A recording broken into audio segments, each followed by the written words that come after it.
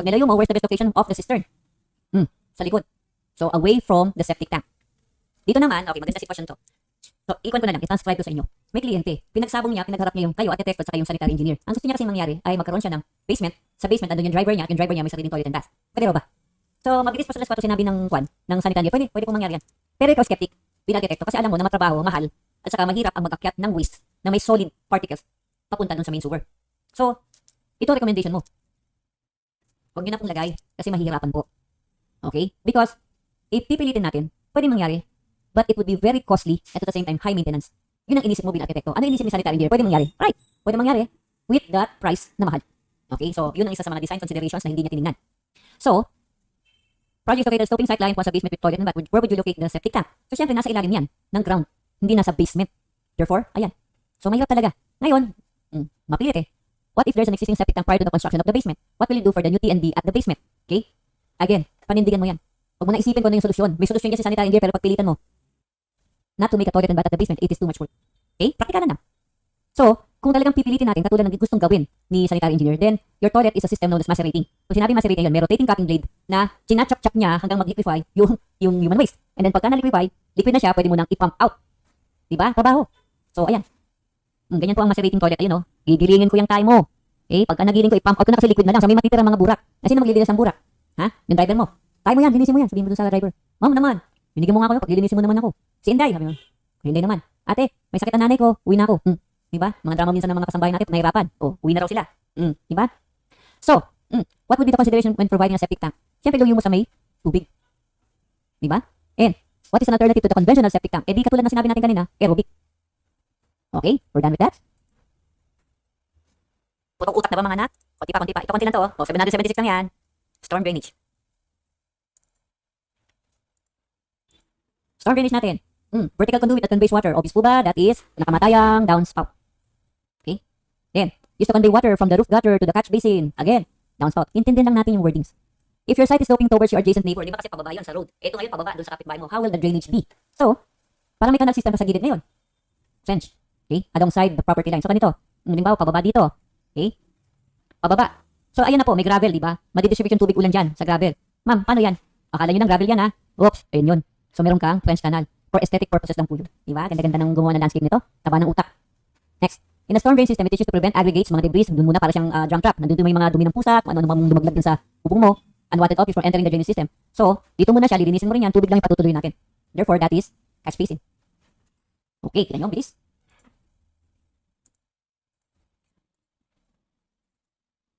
Dito naman tayo ngayon, mga situational analysis to.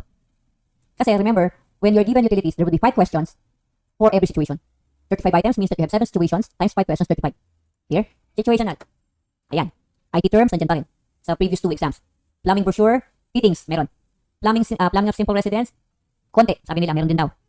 Plumbing layout, design principle, cluster, group utilities, alam niyo na yan. What is the design principle, cluster, group utilities? Utility core yun. Nandun na lahat ng utilities in one setting, which is normally, kung nakatower ka, yung gitna, utility core, service core. Okay, now yung mga sitwasyon na ganito. From a house plan, kahit naman wala tayong house plan, tingnan nyo, analyze nyo. Analyze. What is located at the end of a soil pipe? Pwede clean out. Diba? What is the object between the kitchen sink and the laundry sink? Alam niyo na kanina yan, yung grease trap. Which of the fixtures are not vented? Mali po yan. Lahat po vented. So none. What is the 50 mm 2 inches? 50 mm diameter behind the lavatory. Diba? For every fixture, there should be individual venting. Vent. How does the vent connect between the laundry sink and the kitchen sink? Okay? So, syempre, kailangan mo ng tinatawag na island venting. It is embedded sa low walls. So, yung island venting na to ay katulad nito. Ayan, oh. Embedded through low walls.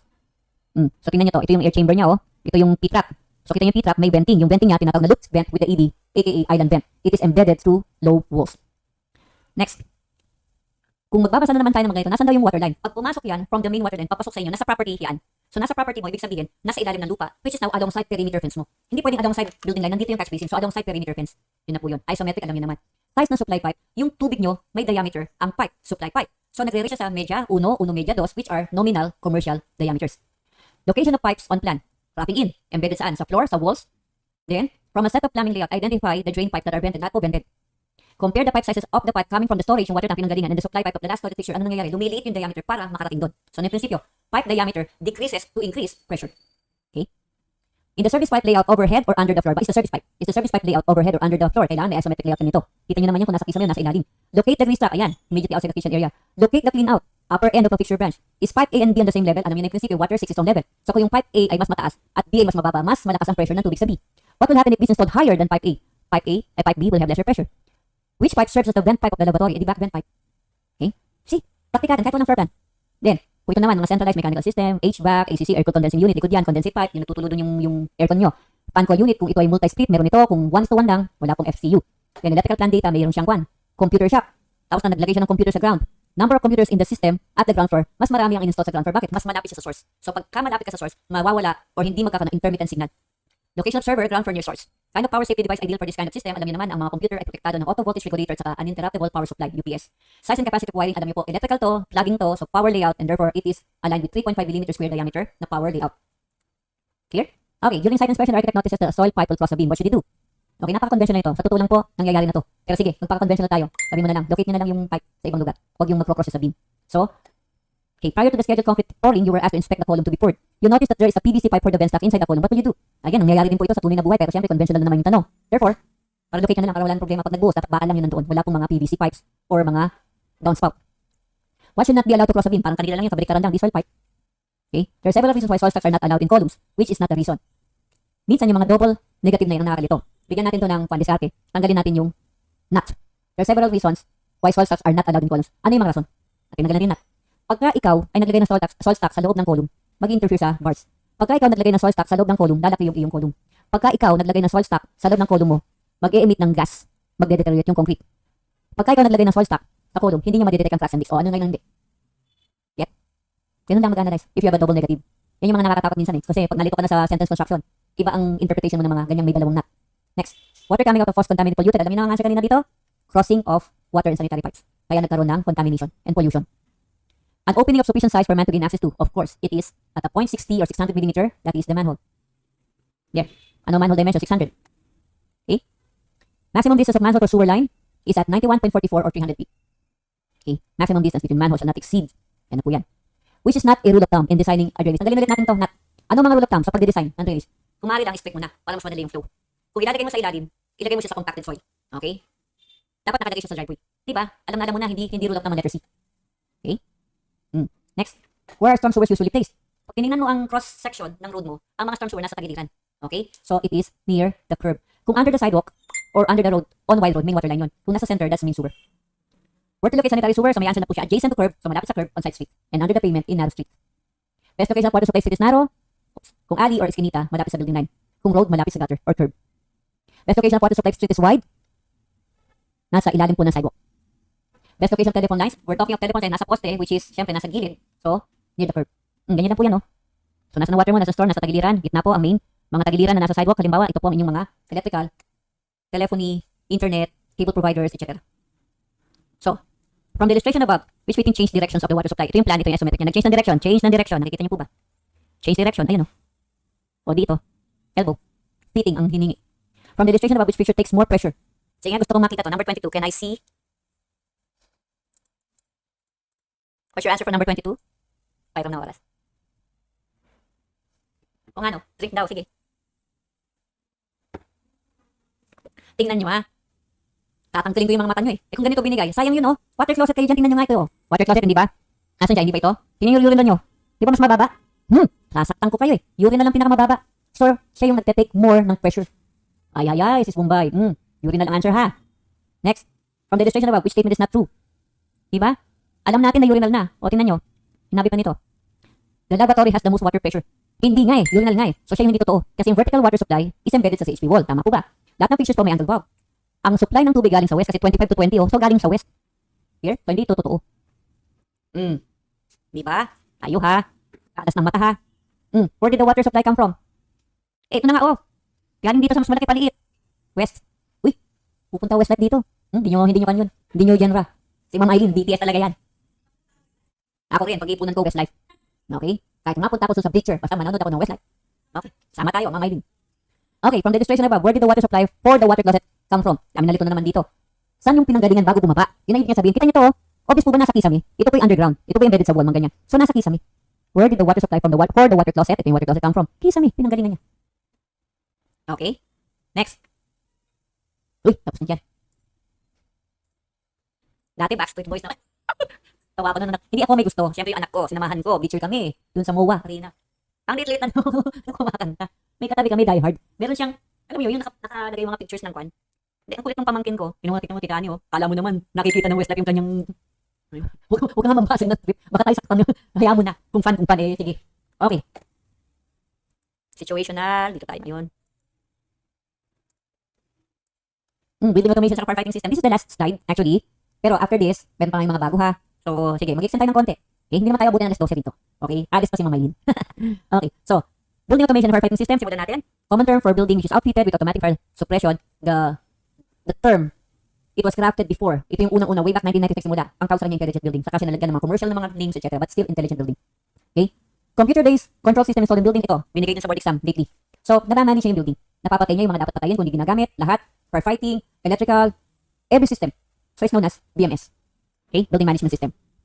General term for communication between two or more individuals by electronic means. So, alam natin to. Siyempre, sa technology natin, iba na yung word. But then, let's go to the pinanggalingan. Yan, intercom. Noong unang panahon, telepono kami lang, nag-uusap. So, intercommunication ang tawag doon. Most popular network today. Oh, SOCMED ang tawag niya ngayon. SOCMED. Sige, Facebook yan. Diba? O, sabi nila, pagka ikaw matanda, majonda, Facebook. Pagka bata-bata, Instagram at saka Twitter. Sige na. Wala kayo sa buhay nyo. Sige lang. Next, difference between internet and intranet. Ang internet, very public. Kitang-kita ka. Unless otherwise, mag-lock ka ng profile mo. Diba?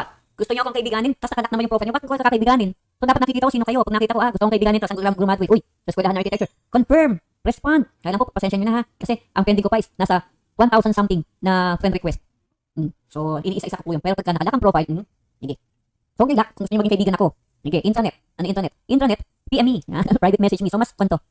Mas privado. Okay? Yun lang. Private network. Privado. Sinabi na nga privado eh. Na accessible lang sa mga isang organization. Sila lang. Sometimes we have, ano ba yung tawag doon? Yung pagka, hindi kayo nakikita ng mga kaibigan, etc. I forgot the term. Pero may ganun sa private message. Sa messenger. Internet pa rin yan. Ito, Diyos ko lang to.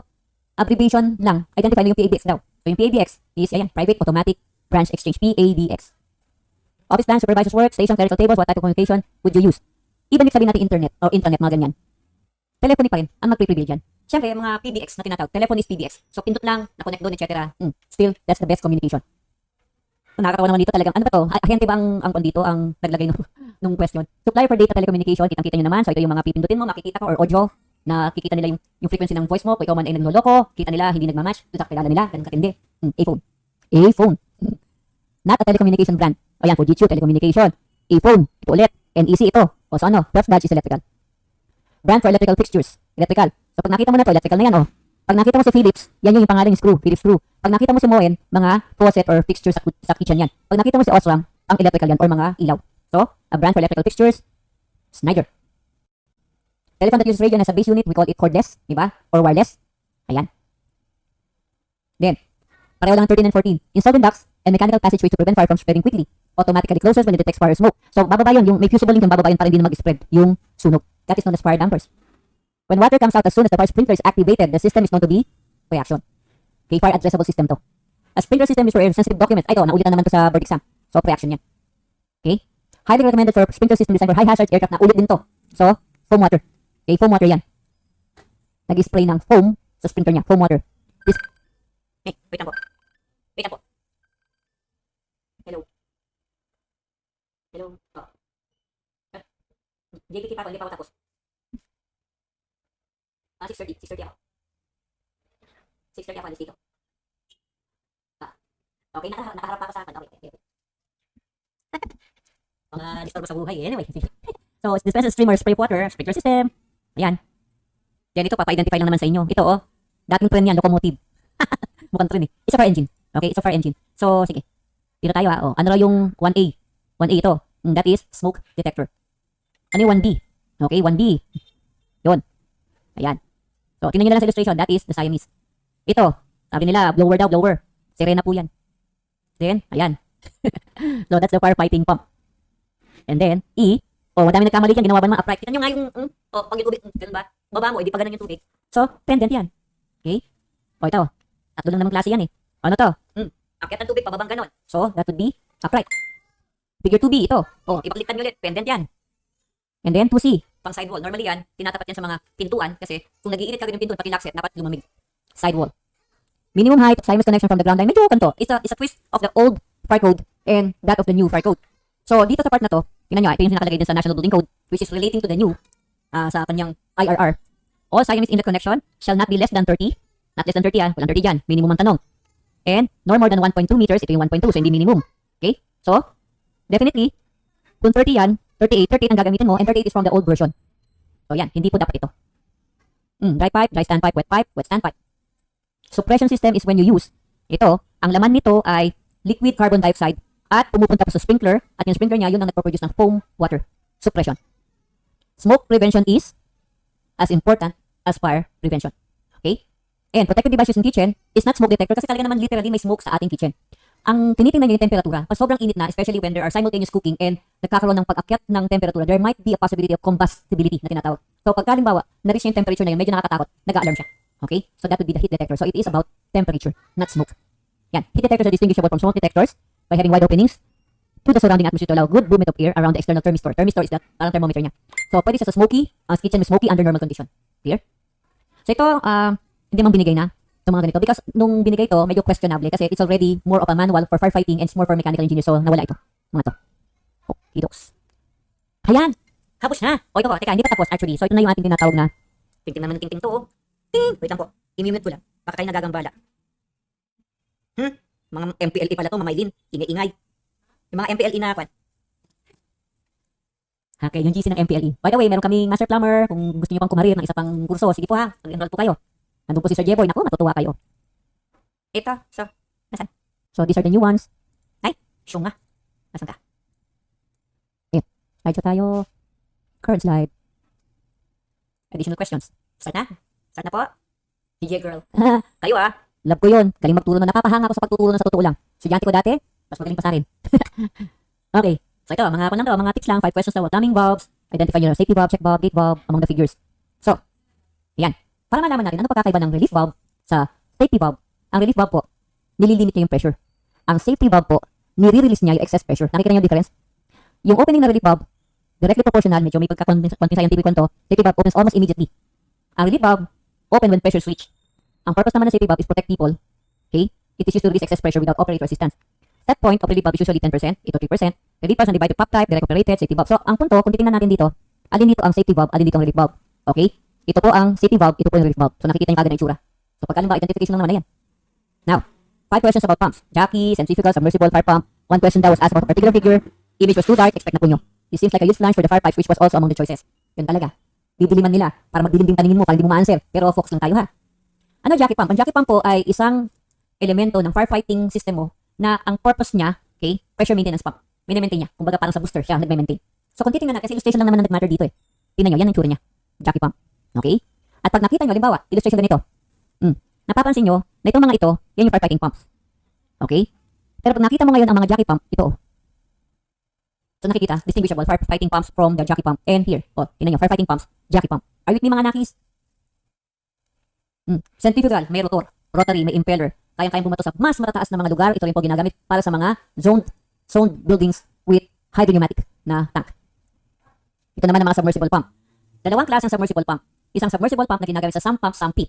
Isang submersible pump na ginagamit sa well. So kung pang sump pump, sump pit, ito yon, yung mas malaki. Yung mga yan, mga bulto. Yung mga mas slender, yan po yung pang balon. Kita nyo naman yung pagkakaiba, di ba? Now, may analysis siya. Percentage of buildings in the Philippines are connected to a sewer system.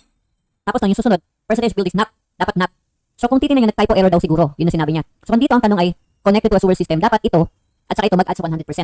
So sabi niya, I thought my eyes were playing tricks on me, but apparently the questions 4 and 5 were asking the same, except that number 5 added the word approximate and had bigger values. I choose C and D, respectively because they were the only ones that add up to 100. Kita nyo, ganun analysis nitong second place siya sa board exam. And I thought that there may have been a typographical error between the two numbers. Number 5 might have been the approximate persons and not connected to a sewer system. So ang galing ng kanyang analysis. Therefore, tama siya dito sa 595.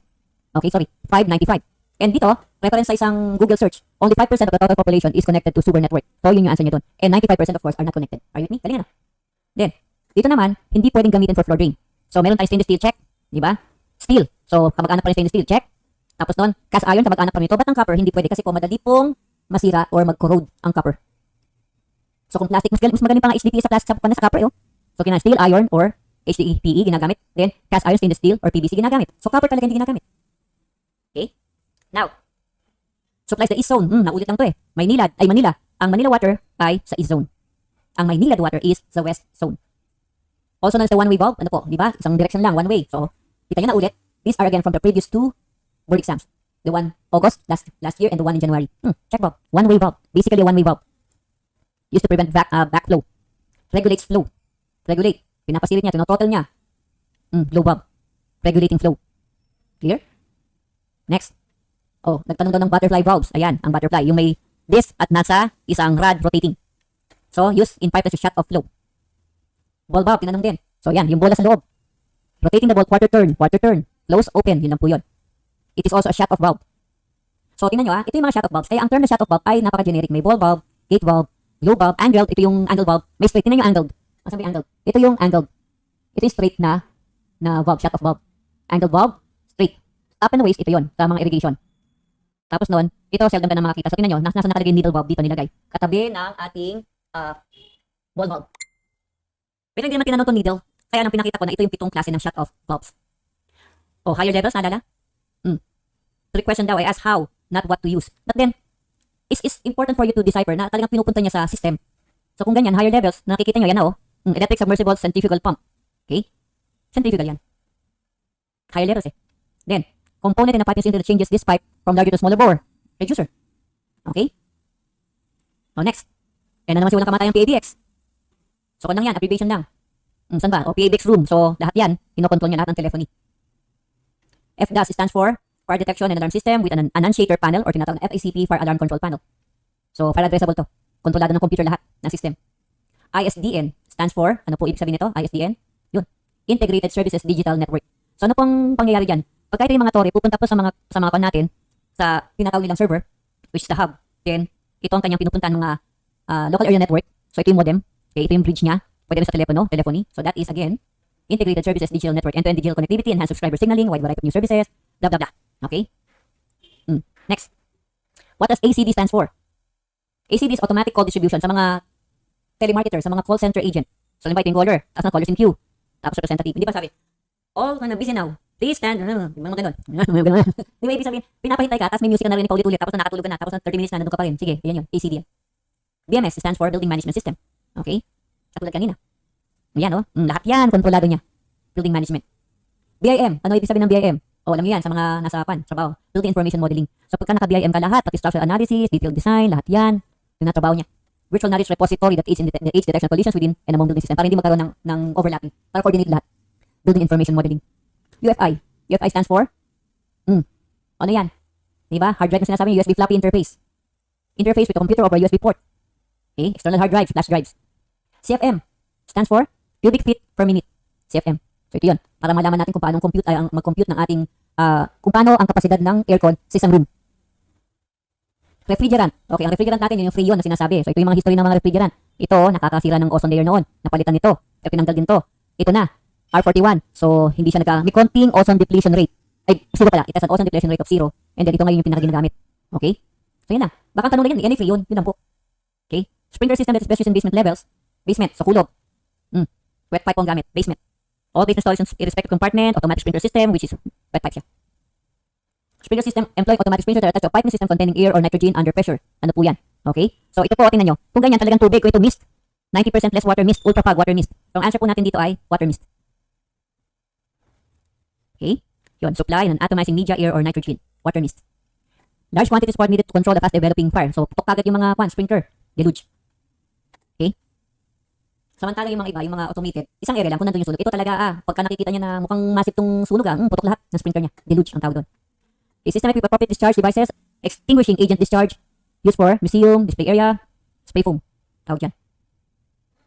Okay. Sprinkler system is known because it's reliant and has low maintenance, deluge. Most reliable and cost effective.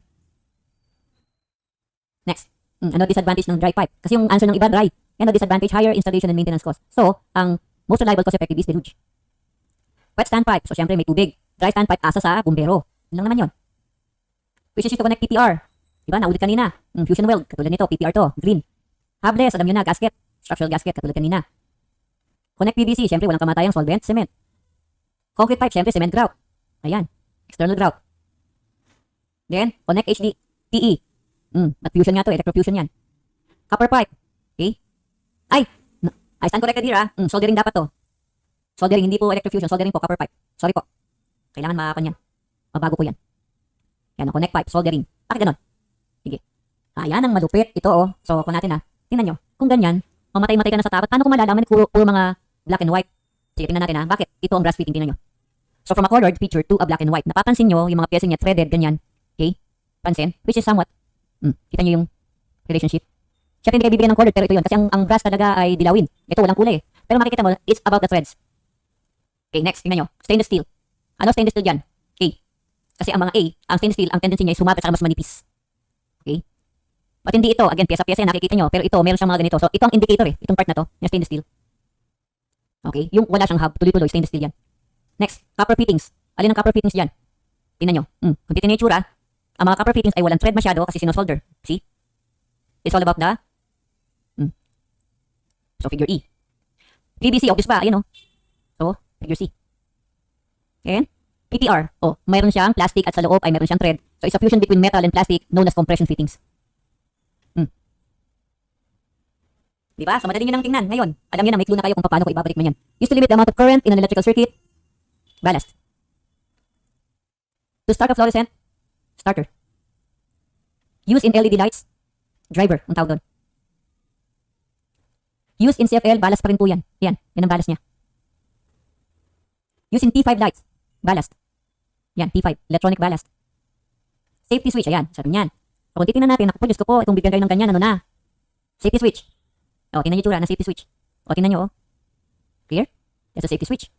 Now, panel board with many branches. Kitang-kita na, With many branches. So, it's figure B. Hindi na natin kailangan ng illustration dyan, With many branches na siya. Next. Rated box. Parang rated ko rin Rated box is E. Ayan, mga rated box yan. Okay? Then, overcurrent. So, fuse at saka circuit breaker yan. Ano yan? That is a circuit breaker. Emergency situations. Emergency ha. C pa rin. So, yan siya yun Emergency power switch, emergency situation. Yan, ito. So, shutdown equipment in case of an emergency. Does not belong. Ito po ay para sa heat. Paano tumakbo ang heat? Radiation, convection, conduction. Evaporation po hindi. Next. In a split type, ACU, which is located outside. Ayan Condenser, outside.